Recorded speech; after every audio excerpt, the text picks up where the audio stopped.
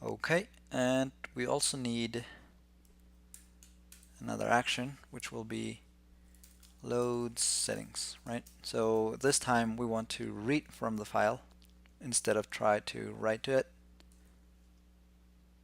And same deal, we want to commit, but this time no payload needed. So we're gonna return here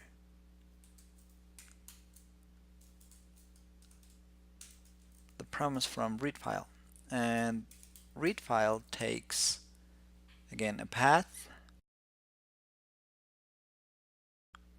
and then we have access to the data that it will return to us, also to the error that could happen. So whenever we get the data,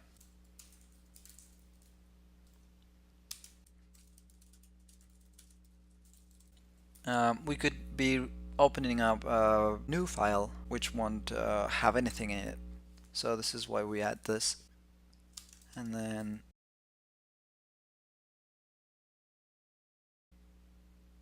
okay, so we're reading the file, and when we get the data, we're checking if we have something different than undefined, which would mean the file is basically empty.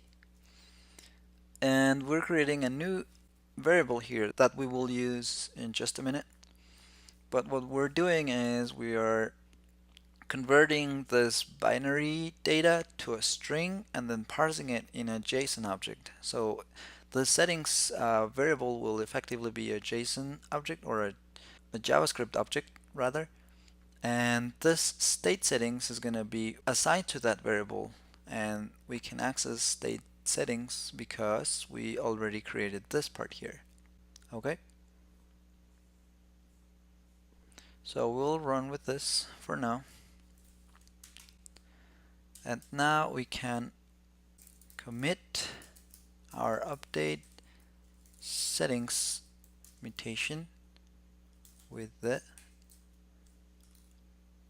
settings that we just declared in here.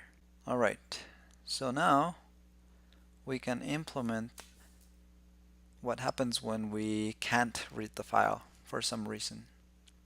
So if the error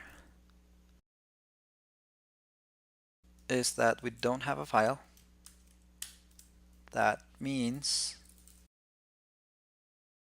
that we need to create a new file. Let's attempt to execute the action from here, so dispatch it from here.